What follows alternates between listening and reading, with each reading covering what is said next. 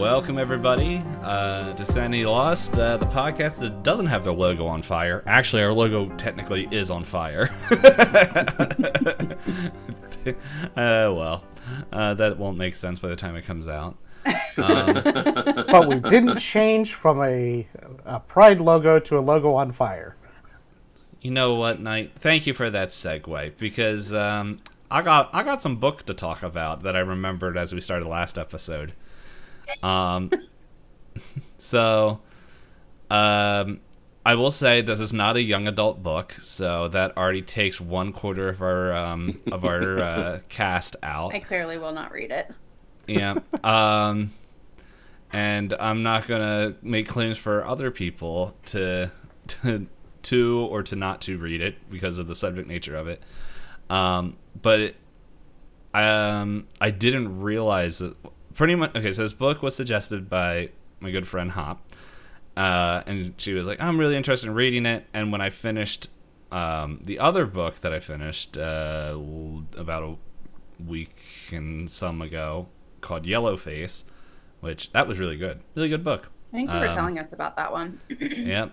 I've been kind of talking about it for a little while, but I will also admit that I am a fanboy for R.F. Kuang, because I like her writing. And I don't care if anyone's going to shame me, because you smell like poop if you do. Quite literally, the stinky kind, from toddlers, beans, and pears. But anyway. Gross. It's very specific. That is very specific there. Yeah. Yeah. I don't even know if that's a real baby food flavor. I'm just like, what is a weird combo?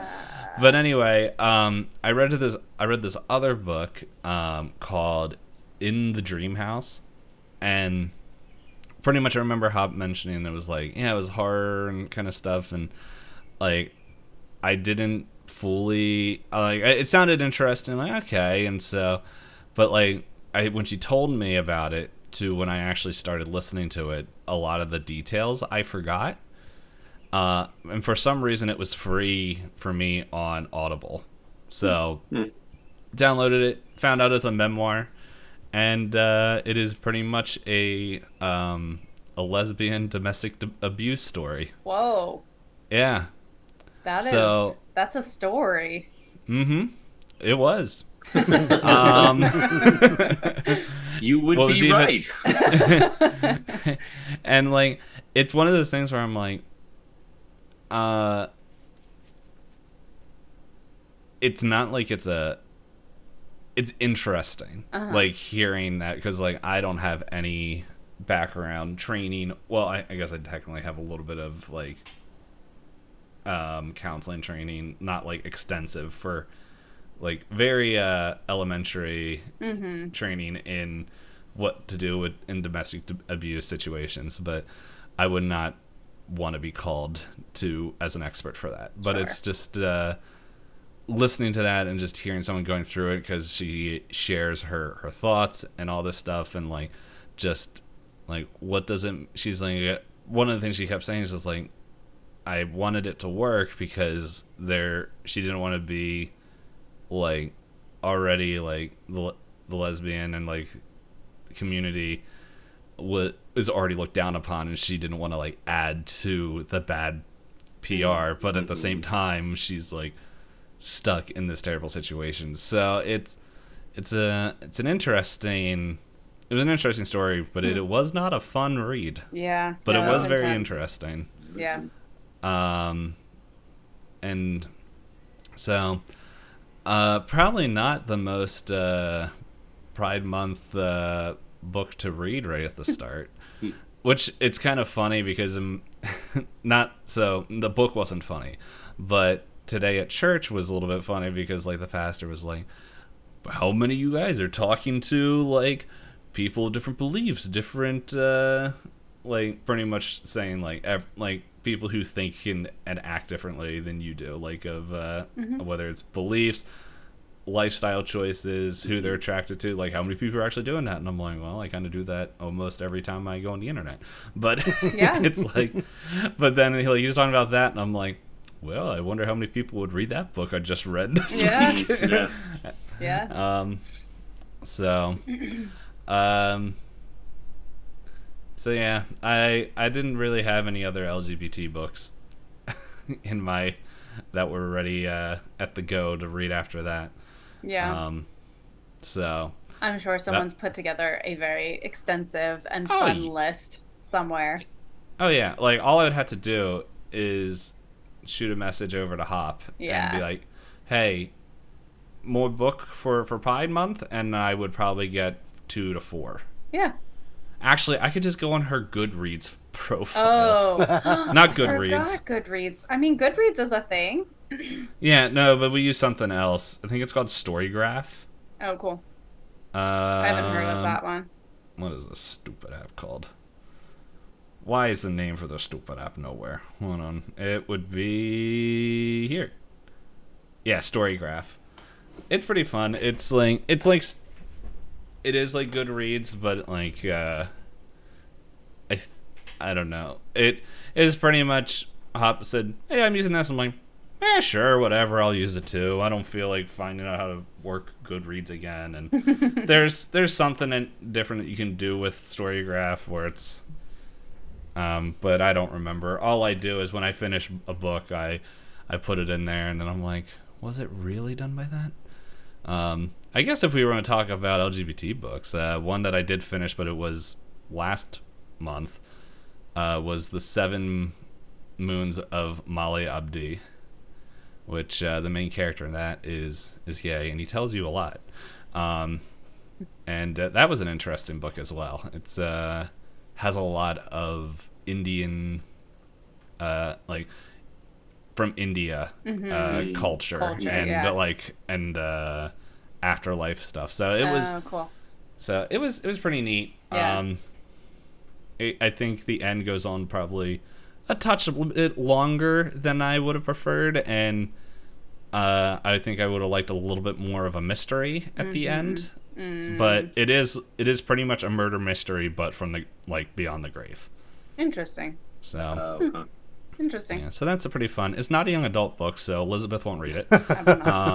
So and it doesn't have space, so Nite won't read it. Murder mystery from beyond the grave. That must mean it's a ghost murder book. Yeah, there's ghosts, and there was a murder. So John, you have to pick it up. You have to. I have to represent. Yeah. Yeah, because I already have. So, there's sometimes when I go and look at all the books I read, I'm like, man, I could think of a handful of people in my church that would be a little bit like, "Oh, why are you reading that book?" I was like, "Hey, why are you old and wrinkly? Shut up." I don't say that. You just but you think it. And it's recorded. Yeah. We all know now.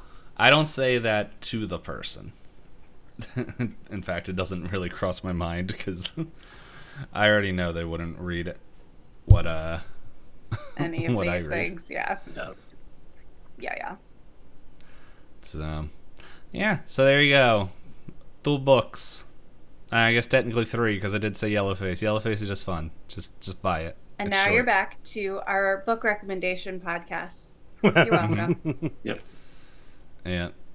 I can't think of anything else. Do you guys have any? I almost said, do you guys have any more gay books? Any more LGBT themed books? No. I'm really slacking on that one for this month. It's all good. Yeah, I have not been reading much just in general lately. Yeah. I've been listening to one of my old favorite series, so not anything new. Wheel of Time. Hitchhiker? Yep. Wheel of Time. Almost to the end of it again. Wheel in time keeps on turning. It sure does. Mm-hmm. I don't know. I also found out if there's a book series that goes over 2 books, I don't want to read it. So... I love all these random little rules that we put. Yeah, right? I was gonna say. There's so many really good series, though. I know. Yeah, it's just I'm burnt You'll out. read Redfall though. Yeah, because Redfall's awesome. It is. which I haven't started that. I haven't even bought that. But nah, I think Redfall, like, even though it is a continuous series, you really could read whatever book you want in that series. Like, they're their own standalone things.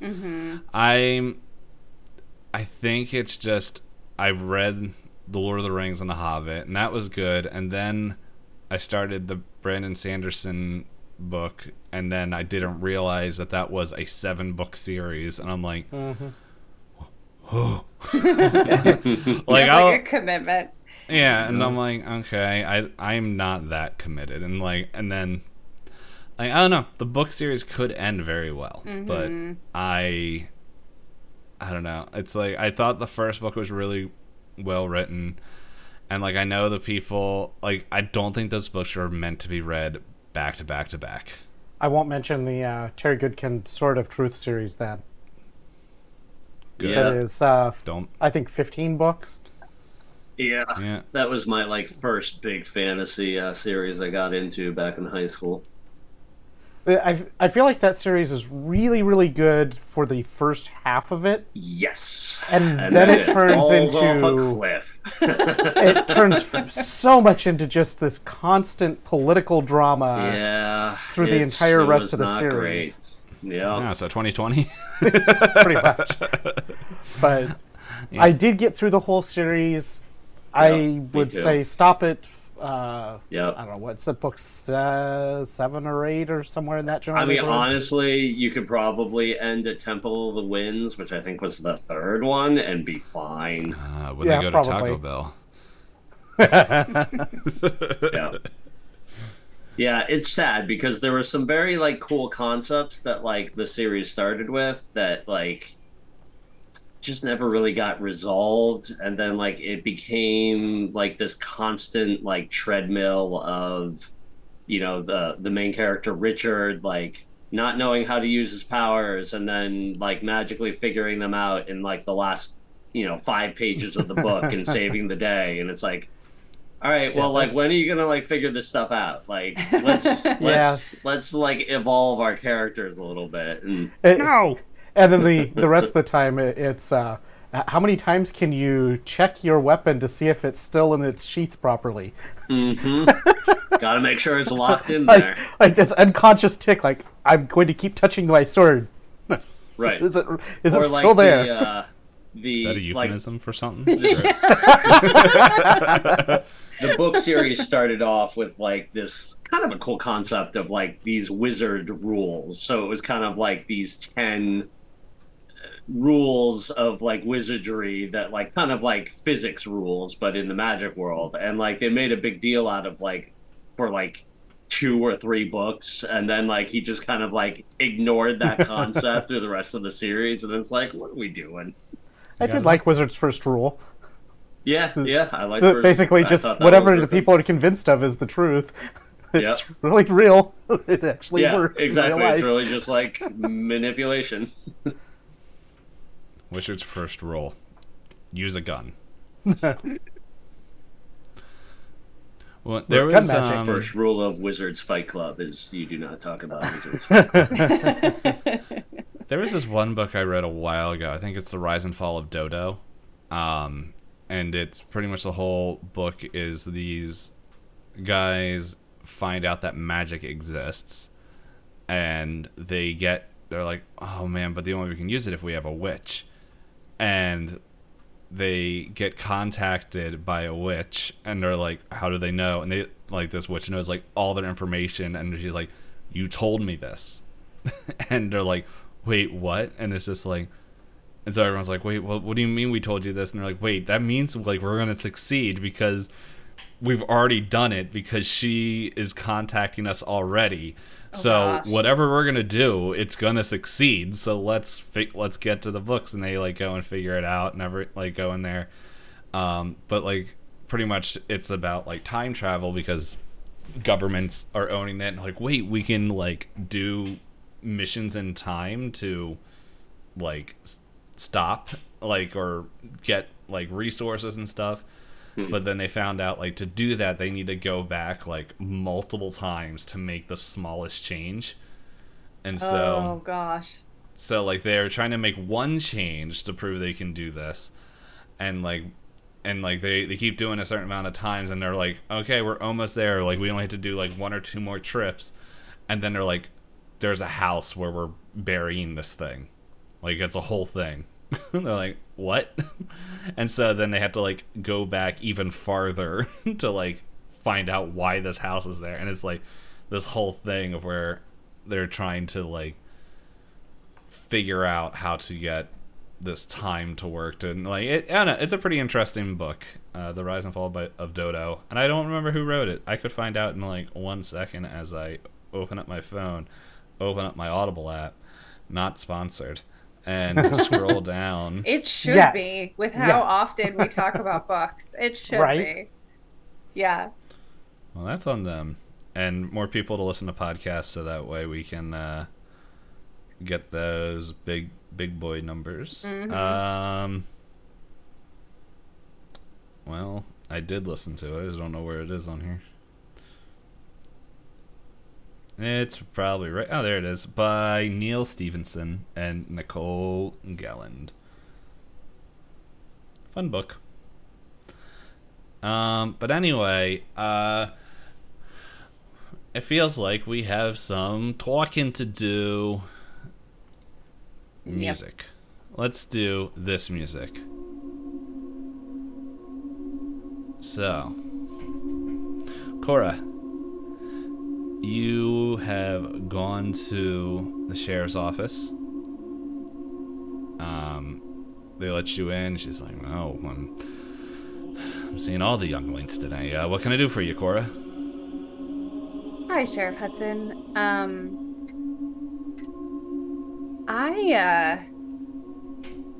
I need some of your time, and I need to know that this is a private, safe space to talk. Yeah. Nothing. No, it's a safe place. Like what you say here can be said in confidence. Cora sits down across the desk from Sheriff Hudson. Would the numbers 7392 mean anything to you? Like you see, like her eyebrow kind of like crook up and just like 1 second, and like she like pretty much opens up like she goes into her desk drawer and like pulls out like this piece of like silver, and then you just see like this like pretty much this like energy symbol touch it, and then like this almost like white smoky like aura go and just spread out from the bar until it hits like the edges of the room, and she's like, now it's safe. One more thing, and like picks up the phone. Caleb, you need to come here. We have whatever the other person is. A seeker. It's a seeker. We have a stinker. A seeker. And so, this is the first time you're hearing Caleb, like, all this. And she hangs up, just says, wait here for 1 second, and I'll be right back. Besides, we need to wait for Caleb. And she gets up, kind of goes out of the office, and like comes back like 20 to 30 minutes, like not 30 minutes, but like between 15-20 minutes later, and like sits in. She's like, okay, I just had to tell everyone not to disturb us in the office and to just send Caleb in when he gets here. So, you're a seeker. In training. Most are. Yeah. what can you do so far? I'm still learning how to control my scrying, but have been able to do it on my own successfully. Although I can't pull myself out of it easily. No, that's normal. It'll get better with time. Caleb, how long do you think you would take to get here? I figure I'd probably have like 5 minutes or so before to take care of a couple of things and get a couple of people doing a couple of some tasks that had popped up, and then we'd be heading back to the sheriff's office, which, I mean, it's probably like, what, a 5-minute drive across town. All right, yeah, so we'll just say... I'd expect it to be shortly after the sheriff went back in, like a couple minutes so we'll say that. like a couple minutes after in there, and like door opens, Caleb walks in, and you feel like you have to like push through like this barrier. Like you're able to get through, but it's just like the air is heavy, and like it feels like off. But like as you kind of push through and everything, like you see Cora there, and you also like very clearly see the metal with a symbol, a rune on it that you don't recognize. I suspect Caleb would at least recognize this as being even if he hasn't seen it happen before, would recognize it as being a warding of some kind, and not be completely... I don't feel like Caleb would be mystified by this difficult to push through ward as he's walking in, just because of the exposure to magic already. But I'm seeing Cora's like, wait, Cora, what are you doing here? And then Cora pulls out a gun and shoots. No. Started blasting. And then Skip comes through the telephone. Hello, deals. Well, I guess Cora heard Sheriff Hudson call Caleb, so she would have already had some awareness that he was coming. Mm-hmm. So I guess like, hi, Caleb. I think I'm equally surprised to see you here. Well, we don't have time for this. Sit down, Caleb. So Caleb takes a seat next to Cora, and it's like, well, I guess from the call and you're here, that makes you the Seeker? Yeah. Look, that code you just gave is something that is only spread through the organization when our branches have to work together. So... yeah. I'm pretty sure, I already know I told Caleb, I'm pretty sure whoever your trainer is has told you we don't mingle. So that way, if somebody gets caught, the effect does not go deeper than more than 1 to 2 people. Mm-hmm. So. No, I have information. I know. That's what the code said. So, what is your information? So, as I'm sure you are well aware, we've all been having shared dreams with Carl Giuseppe at the center. A few days ago, I was able to successfully scry on him, and I saw him holding a white orb, a white piece of stone, stating something about this being the thing that would keep him in power. When I spoke with my trainer, they suggested the possibility of it being an amplifier. The possibility that either Carl himself has some sort of power, or that a being has tethered itself to him and is using him. Okay. Yeah, I was about to say that could either be one of those options. So, what combat training do you have? Like, do you have a weapon?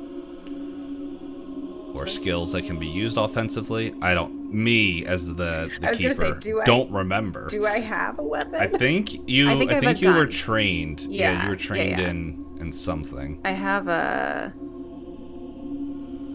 yeah, I'm pretty sure I have a gun. Yeah, I'm trained in like handgun use. So you're trained, do you own one? Yes. Okay. Bring it tonight. Okay. We're gonna have to pull some stuff together. So this is what we have to do. We're gonna have to, as I was telling Caleb here, even though you saw the scry and everything, we can't act unless we see proof of something happening. If we just go do whatever we want with, even though we know exactly what's going on, without that physical proof of just others seeing it, we come off as madmen, terrorists, murderers. And look, the last thing we need is government officials and everything else getting entangled in our work. So that's why, unfortunately, just with the way the situation that we're stuck in, we need to wait for Carl to make the first move. And it sounds like, I don't know, hopefully with the right pushing and prodding, we might be able to get something to happen.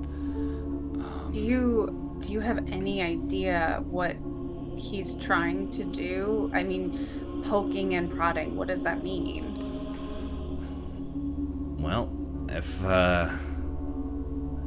without actually seeing whatever incantations or whatever's controlling him or whatever it is actually is all we can have as theories. Like, it could be as simply using brainwashing people so he can win the election, to, I don't know, giving the resources to the war, but to the Axis, to, I don't know, trying to open up like a dimension. It could be anything. The big thing is we need to make sure this gets handled before it gets bumped up. Bumped up? Bumped up. Well, you know what the third branch, right? Yeah. I mean, kind of. They talk about it in whispers. No. Okay, you don't know. I know that we want to avoid them. Yes. If you ever hear in our organization of a group called Annihilation, because that's what they do. It doesn't matter if they're human, non-human, it doesn't matter if it is another plane to another existence. They are here to wipe the slate clean. And sometimes they're subtle, sometimes they're not. So, unfortunately, Centralia is starting to creep up that scale. So, of course it has. Well, it's been going on for a while. I guess the only benefit that Centralia has had is the fact that our events seem to be pretty far spaced apart, but eventually, like, once the war finishes, which it will finish, it's going to just be a matter of time before eyes turn on these smaller pockets. So we got to do what we can. Okay. So this is what I'm going to do. I'm going to go and cast a rune over on, I'm going to put a rune over where the kids are, okay? So the kids will be safe. I'll make sure I have a man or two trusted to stand nearby just in case. Just one. The place isn't super big, but at least someone to watch over them and nearby. And so that way we'll have that covered. And what that means, I won't be able to use any other rooms. So Caleb, that's if we're gonna need some, I know you only have the 3, so use them wisely. Cord, you have any way to covertly bring in your weapon? Yeah. Okay. So. Do you need information? Honestly, at this point, I don't know what other information we're gonna get. And scrying is dangerous. So I don't want to lose somebody this close. Unless there's someone or something that you need to look at. This would be the best place for it. I can leave you and Caleb in here, and while I go get some other things set up. But pretty much this room is only going to be sheltered for about another, I'll say, just shy of an hour. So yeah, I mean, if you want to attempt to scry on somebody, you can do it now, and Caleb here can wake you up in about an hour.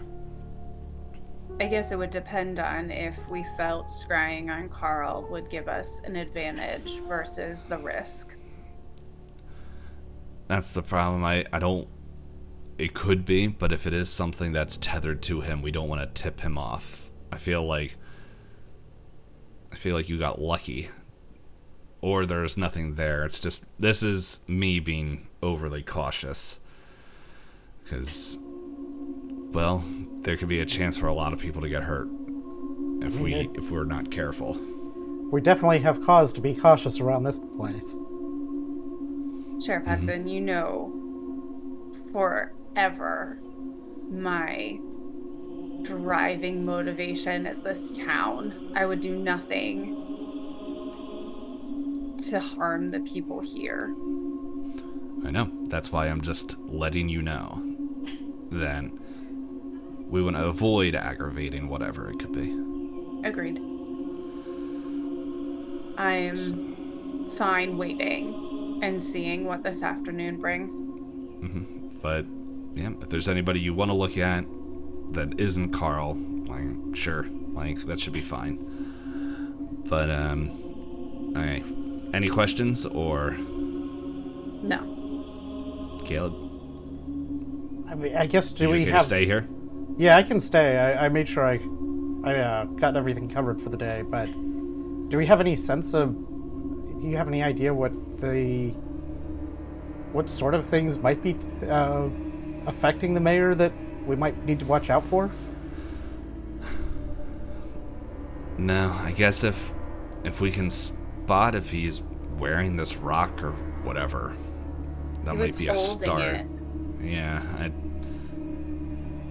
don't know. We just would have to just keep our eyes open for it.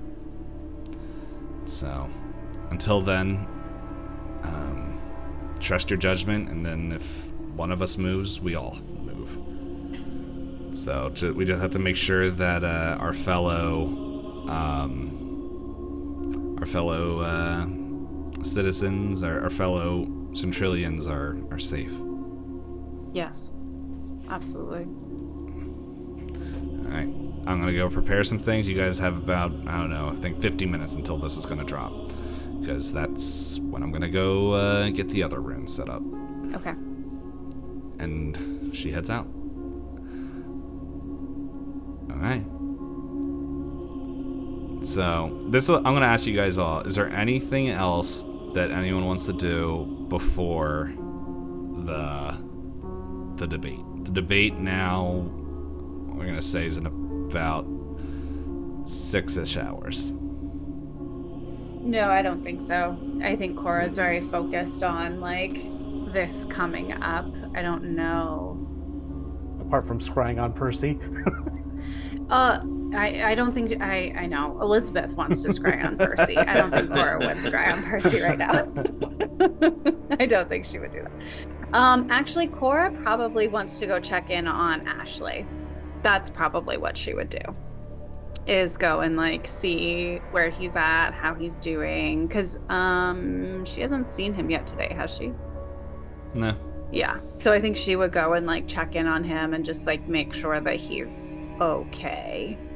Mm-hmm. Since he's going up against Carl, basically. But that would probably be it.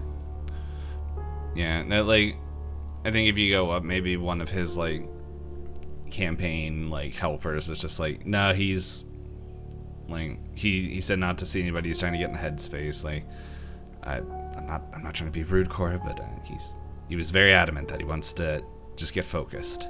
No, of course, I understand. He seemed normal and fine today. Oh yeah, I don't know, as he normally does. Okay. But well, just let him know that I stopped by. She probably brought him lunch. Mm-hmm. To get and gives to like the assistant to like give to him. And the assistant eats it. So. Yeah, but that's all she would do. Mm-hmm. All right, Caleb. Last chance. I think Caleb is probably going to, given the nature of what he's just discovered with Cora and kind of the directive to more or less stick together, Caleb is probably just going to stick with Cora most of the day at this point. Be a chauffeur, if nothing else, and... You pass, what's, Rose. Poe and Poe and Skip, and it, like, he's just like, ooh. Ooh. No. Okay, yeah, so you do that. Yeah, I guess we could, like, hang out at the general store then, pick up our kids, whatever, take them over to the... Where are they? Are they at the church, the kids? Yeah, the school's at the church. Right, And but then, are they staying there? I can't remember where the no, kids were staying. there's like a kind of like a bigger side room that they are that they have like childcare in. Like they pretty much like okay. Pretty much it's like a set of rooms that they set up for like different age groups, so that way like the babies and youngins could be in one room and the slightly older ones, and so like they're on like their own respective rooms, kind of just doing things. Okay. Yeah. Yep. Sounds good. So yeah, so you do that. Okay, Skip. Is there anything that you want to do before the debate? No, I mean, really everything is pointing him to Gillespie, so, or Giuseppe. Yeah. I keep saying. You never say his name right. No. Yeah, so I think at this point he's really just gonna wait out the day until then. Okay. And the time clicks forward. And I forgot to add... Did we actually make it? Did we make it to the debate? It is time for the debate, and I didn't think it was going to happen, so I didn't put in the song I wanted, and now I'm like, it's one of these two. Which one's this? We didn't delay it enough. I mean, I like this song. Sounds like something out of, oh, what is that anime? Cowboy Bebop. There you go. Oh, yeah, I watched like 3 episodes, and I'm like, I don't like it.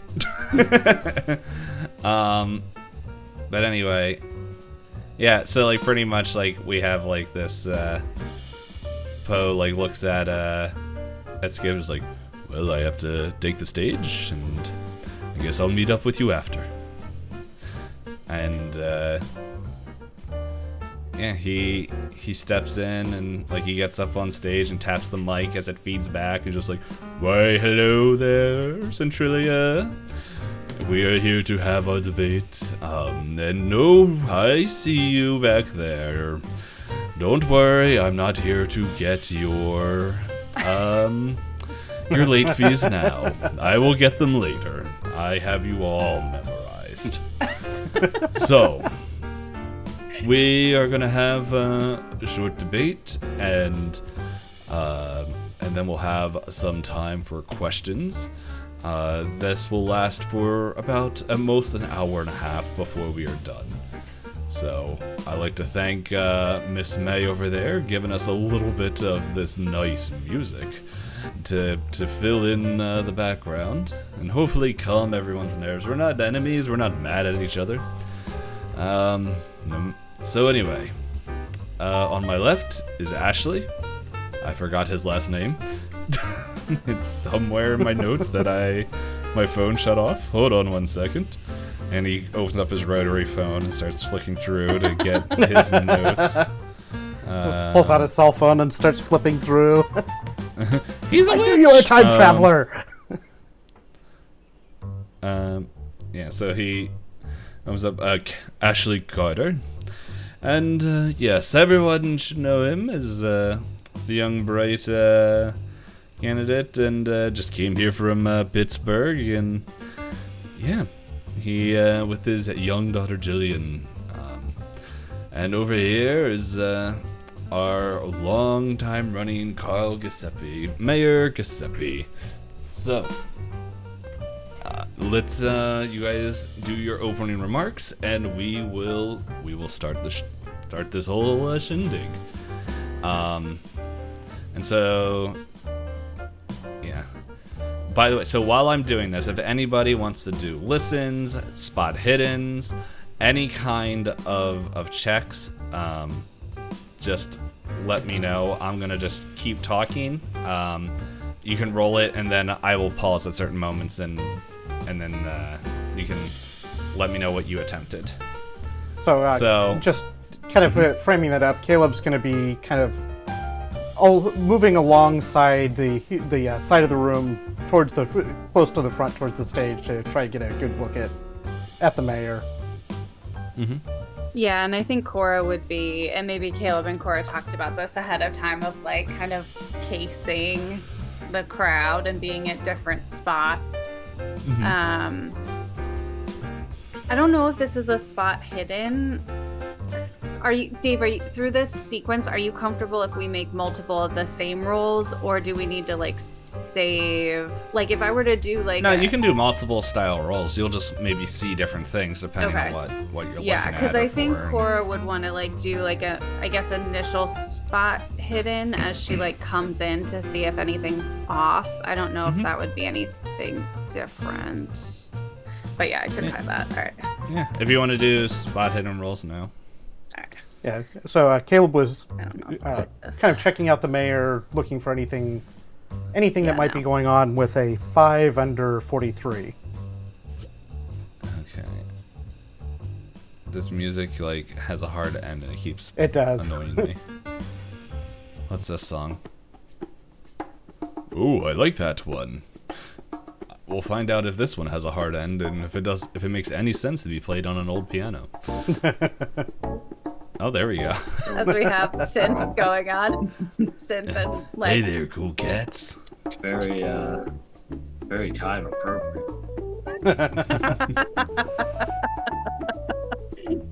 Isn't this the song we played for the questionnaire? Maybe. Probably. This feels like a questionnaire song. Mm-hmm. I know what we'll play. Hold up.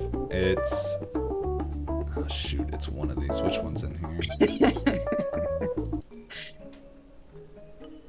Here we go. Oh, I like that one. That works. Yep. I don't know why I tried to be unique, because this is another song from the Blades in the Dark campaign that I have 5 5 or 6 more episodes to edit. But yeah, this is one of the songs from there. So yeah, any poops? All this is going on, and Caleb passed his roll. I failed mine. Okay, yeah. So, Cora, you pretty much see like, Ashley, like, you can kind of tell he's a little bit nervous. He's got like the beads of sweat on there as the light's glistening off him, and like he like is nervously looking down. He's like he's not distracted or anything, but like he's definitely feeling the nerves of being up there. Cora tries to like make eye contact with him, see if he'll like look at her, gives like a little thumbs up if he does. He vomits. No. Alright, and Caleb, what were you looking at? I was looking, kind of examining the mayor, trying to see if this white rock that was mentioned is anywhere visible at all, or you might be. And you rolled lumps in his pocket or anything like that. 543 on spot. Yeah. So you notice that like, Carl Gothepi, he's standing there with like his arms, like he's wearing like a blazer jacket kind of thing, and like he has his arms like kind of holding the like the collar or whatever it is, the split that goes down the front of his chest.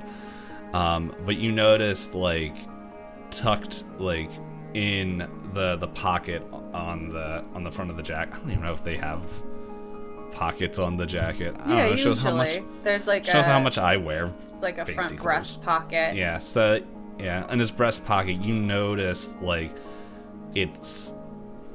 there is like an impression, like, and it's like it's not like it is long, but it's not like the shape of like a pen or something, which he does have a pen in there, but it's almost like shard shaped. But anyway, you see that? How about you, Skip? What are you doing? Are you just taking in the show, or? Yeah, I mean, he's in the audience. So I had a question under skills. Under languages, there's a skill called own. What is that? Your own language. Your own language. So your like native English. language. Yeah, so so English would be that, but if you had other languages, which you would learn, I think so then you would put like French, Japanese. Yeah, just your understanding of other Cthulhuan. Yeah. I gotcha. Yeah, so if you were originally from like Kenya, you would have, I don't know why I chose Kenya, because I'm like, I don't know what the local language is. Right, yeah. Kenyanese. But like, yeah, if you're originally from like Mexico, like Mora own language is Spanish. Mm-hmm. And then like she has like English as a second language. And I imagine the number there indicates how well you can like communicate in that language. Yeah, I gotcha. Which currently we really haven't run into, because you guys have been in Centralia. Also, like, where do you think you're sitting? Are you just like kind of sitting in the back, or like in the middle? Yeah, kind of in the middle. Like he would have just like sat in the crowd. Okay. Yeah, like you sit next to like, I don't know, this kind of taller gentleman, and he's just like, I don't know, he's just staring at the thing, like not really like paying any attention. Right. Does it look like the crowd is? Sorry, go ahead. Does it look like there's like most of the town is turned out, or? Oh yeah. There's like, I guess something I haven't really said. This is like the first time that someone is actively, like in a long time, is actively challenging Giuseppe. Like, because that's part of the reason why, like, there's always been people like, I'll run against them, like, I can be a better mayor, but then, like, nothing ever comes of it. This is, like, the first time somebody is doing this. Gotcha. Yeah, I think at the moment, Skip is just kind of watching. I don't super have any skills that are going to make a ton of use here, but I think at the moment, he's just kind of, like, taking everything in, taking in the crowd and like how things are organized, and just kind of that like general observer. Yeah. So like Poe turns to Ashley. Well, sir, if you would wish to start, Mr. Carter. And he's like, yeah. Me and my daughter, we haven't been here for too long, but I can notice when there seems to be some things that needs to be changed. And he kind of goes into this like speech. Let's see, how well does it go? Like kind of just he noticed where it seems like a lot of things in Centralia seem to be like left aside and feels like personal gain. And he he's nervous, but as he's talking, like it's just like becomes natural, and like he becomes comfortable, and everyone's like, the crowd is like, yeah, because he rolled a 2. And so he's like everyone's just like inspired and stuff. Like Skip, even you who have like could care less about anybody in this town, like you're just like, oh, okay, like he speaks better than me. Probably not, but and then like there's a few people that are like, yeah, like agreeing with them. It's just like need to keep our streets safe, like, and especially in this time of war and all this stuff, and like we need to be looking out for Centralia. And then yeah, and then Poe's just like, whoa, that was quite moving. Oh, Mayor Giuseppe, would you like to respond with anything to that? And he's just, oh no, I forgot what his voice is like. Why, yes, I would. I don't remember if this is my voice, but mostly everyone hears me in dreams. I don't say that, but I think it's close. We'll call it close. Yeah, so I have served this town for many years and many ages. In fact, I remember a few people out there when they were quite kids, and like he kind of gives a look over to like Cora and Caleb and maybe like a few other like people from there scattered throughout there, and he says, I've always tried my best to serve this town, and do what's right. And he kind of goes on with his speech. Oh, and it's also a very moving speech, but not as good, but still very effective, as I rolled a 9. I should be a flayer. And so, but like he's very like it's like tit for tat. Like it's just all the points, and just it's going back and forth, and people are like, oh yeah, I guess he did. I do remember like that one thing, and so the debate begins going back and forth. This would be a time. Would anybody like to do checks? Yeah, I just did one. Hold on, let me see if I passed.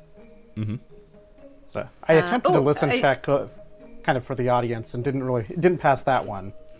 All right, so I just did a spot hidden, and I passed 53 under 59. I'm looking for any changes in audience presentation as Carl talks, or like I'm looking for like weird things either in the crowd or in like individual people.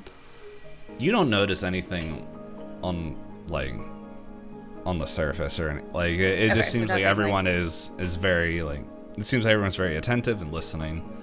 So I'm not getting like, I'm not seeing like people zoning out or like, no, like everyone is like dialed in. Okay.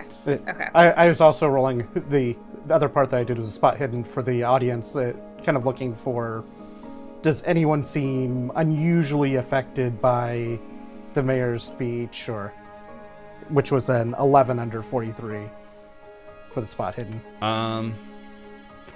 No, like no one seems everyone seems very attentive and like focused and like drawn into like these incredible speeches, like masterclass speeches of what is being shared, pretty much. Yeah, so like if one of them slipped up or anything, you might be able to notice something, but it's like they're both bringing their A game, and like everyone's here for it.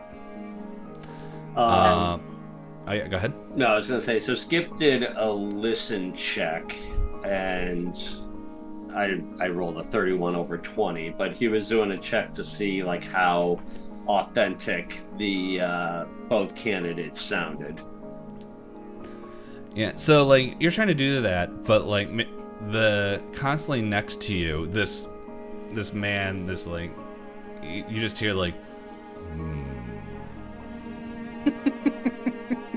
and it's like really distracting. Like he's just like, you can't tell if he's like having indigestion or if he's like agreeing or disagreeing. It's just this constant constantly like next to you.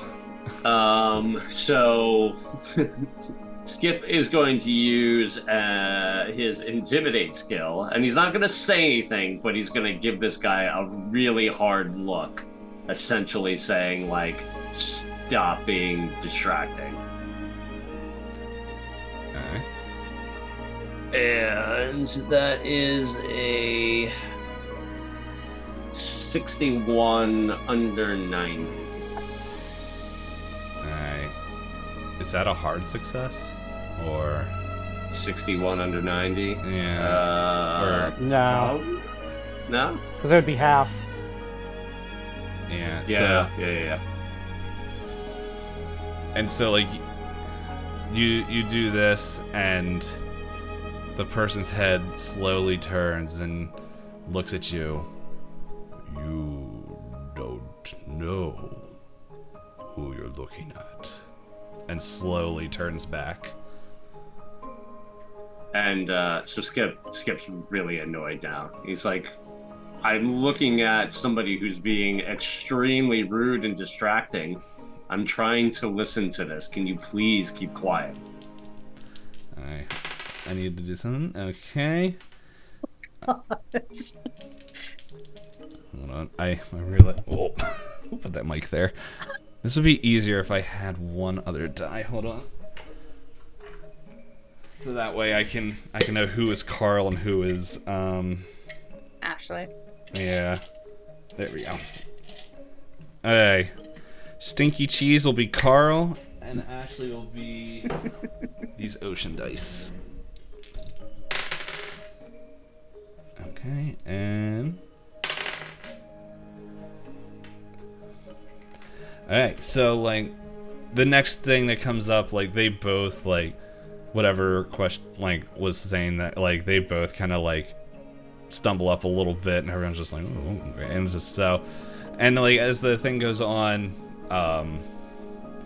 like at this point like the debate like kind of finishes, and Poe's like, okay, so it is time for questions, and like maybe this is at the same part where Skip, you say this, and he's like, don't worry, no more distractions, as this tall man stands up in this haggard looking beard, darkish skin, a suit with polka dots, walks up to the stage and says, why, hello, Giuseppe. I'd like my property back. And we'll cut it there. Okay. How did we miss Well, Theodore then. sitting in the crowd? I asked specifically what you guys were looking for. Oh my gosh. Well, Oh my gosh. See you guys next time. bye. No, that's on you guys, because my character doesn't know who Theodore is, so I'm absolved of that oversight. What? Pretty much Theodore looked at Skip. Watch this. Yeah, you did. Well then. Ooh. Alright, we'll see you guys There's a next cliffhanger time. and a half. Bye. Bye bye, everybody. Bye-bye.